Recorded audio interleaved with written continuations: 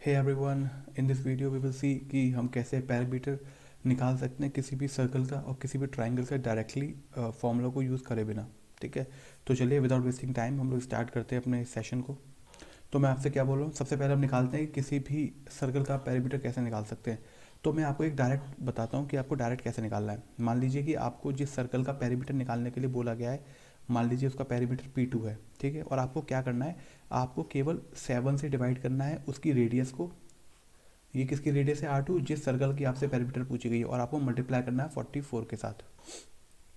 आपको ये बात समझ में आ गई मैंने क्या करा है। आपने जो है P2, आपको जो है जिस एरिया का जिस सर्कल का पैरामीटर आपको निकालना है वो P2 है। ठीक है, उसका जो पैरामीटर है इज इक्वल टू, आपको कुछ नहीं करना, वो जो सर्कल है जिसका निकालना है उसको 7 से डिवाइड करना है उसकी रेशियो को और आपको 44 से मल्टीप्लाई करना है। ठीक है ना, आपको ये बात समझ में आ गई होगी।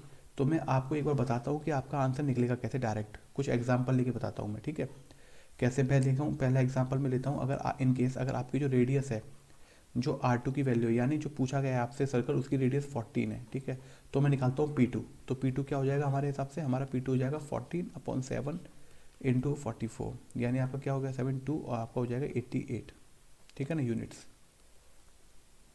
उसी तरीके से अगर आपसे बोला जाता है कि जो आपका P2 है अगर वो 21 है फॉर एग्जांपल, ठीक है ना, तो आप P2 आपका R2 जो है, जो रेडियस ऑफ सर्कल है, जो हमसे पूछा जा रहा है, जो गिवन सर्कल है उसका पैरामीटर जिसका हमको निकालना है, उसकी रेडियस R2 यानी 21 दी हुई है। तो हमारे हिसाब से P2 क्या हो जाएगा, हमारे हिसाब से P2 हो जाएगा 21/7 और इंटू 44। तो आपके पास क्या आ जाएगा, ये सीधा आ जाएगा आपके पास 132। ठीक है ना, यूनिट्स। और आपको ये भी लिखने की ज़रूरत नहीं, आप बस ये देख लीजिए कि रेशियो कितना आ रहा है। आपको मालूम है कि जब आप 14 को 7 से डिवाइड करेंगे तो 2 आएगा, तो सीधा 2 इंटू 44 कर दीजिए। आपको मालूम है 21/7 करेंगे तो आपके पास 3 आएगा, तो 3 इंटू 44 132 कर दीजिए। ठीक है, आप सीधा इसको कर सकते हैं। तो ये तो हो गया कि हमने ये डायरेक्ट आप निकाल सकते हैं इसको। ठीक है, तो यहाँ तक तो आपको केवल एग्जाम में करना है ये चीज़ तो। लेकिन अगर आपसे पूछे कि, अगर आप पूछे कि ये किया क्या मैंने एक्चुअली, तो इसको एक्सप्लेन करने के लिए मैं आपको जो है बताता हूँ कि मैंने कैसे यूनिटरी मेथड का यूज़ किया है यहाँ पे। ठीक है, तो मैं क्या मानता हूँ, मैं ये मानता हूँ कि जो स्टैंडर्ड आपका सर्कल है, तो जो आपका स्टैंडर्ड सर्कल है, ठीक है ना, वो कितना हो जाएगा स्टैंडर्ड सर्कल जो मैं मानूंगा। तो आपका स्टैंडर्ड सर्कल हो जाएगा, रेडियस उसकी मैं मानता हूँ 1, और उसकी रेडियस हो जाएगी 7 यूनिट्स, और उसका जो पैरीमीटर है वो P1, और वो हो जाएगा आपके पास कितना होता है 2πr होता है ना। तो मैं इसको कैलकुलेट कर लेता हूँ, 2 × 22/7 इंटू 7 44। आपका कितना आ गया 44 यूनिट्स आ गया। ठीक है ना, P1। तो मैं क्या करता हूँ, मैं कैलकुलेशन को हटाता हूँ यहाँ से और सीधा आंसर लिखता हूँ। आंसर हो जाएगा 54। ठीक है ना, 44 सॉरी, 44 यूनिट्स आंसर हो गया। ठीक है, अब जो दूसरा वाला सर्कल है जिसकी मुझको वैल्यू निकालनी है, तो मैंने क्या माना, उसकी जो रेडियस दी हुई है वो मेरी R2 दी हुई है। ठीक है ना, R2 की वैल्यू R2 के बराबर ही है, और जो P1 जो पैरीमीटर है वो मुझको P2 दिया गया है। ठीक है,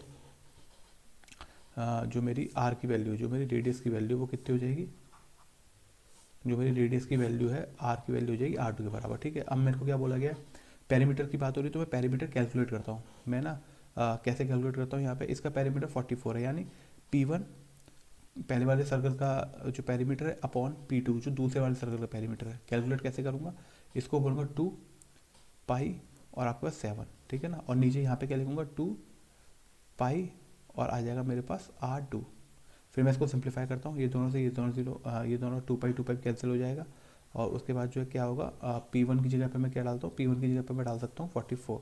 तो मैंने यहाँ पे 44 लिखा, P2 को मैंने ऐसे ही लिखा रहने दिया। फिर मैंने 7/R2 किया, और फिर जो 7/R2 है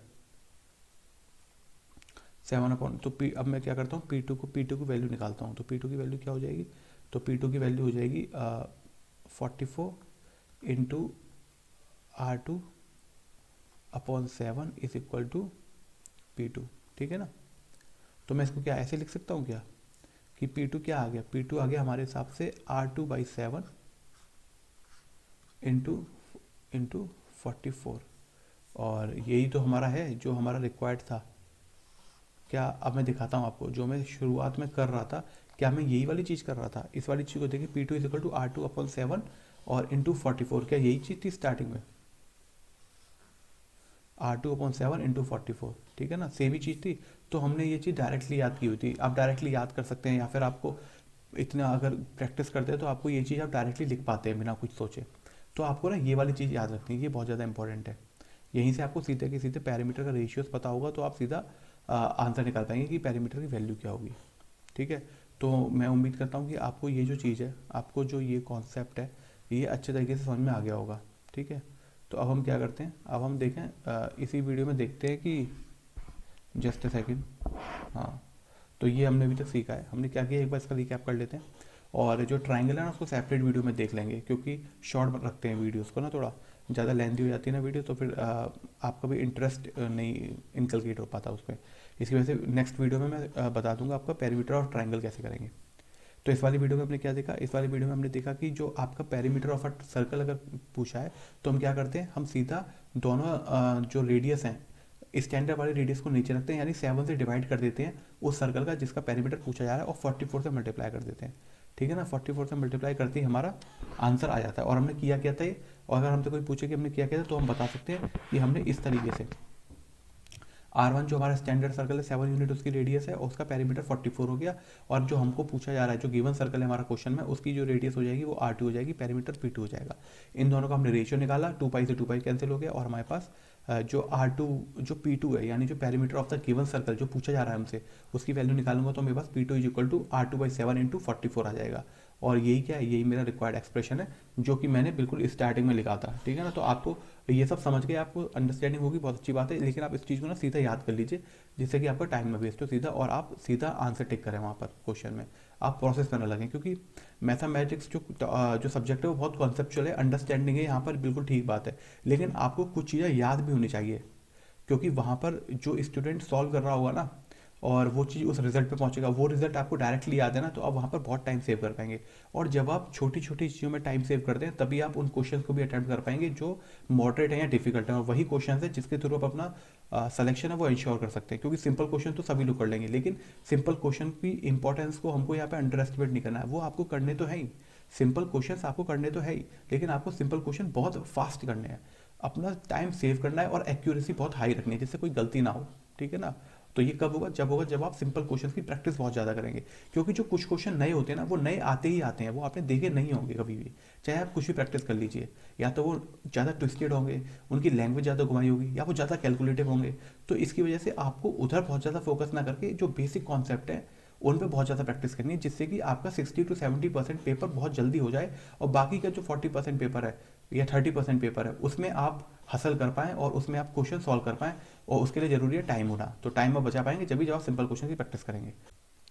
and as far as area perimeter of equilateral triangle अगर देखा जाए, तो देखिए उसमें तो कुछ भी नहीं है, कोई भी इक्विलेटरल ट्राइंगल हो, कोई भी इक्विलेटरल ट्राइंगल हो, तो आपको क्या करना है, मान लीजिए मैंने उसकी साइड ए मान ली इक्विलेटरल ट्राइंगल का, उसका पेरीमीटर निकालना है, तो आपको 3 into 8 तो करना है।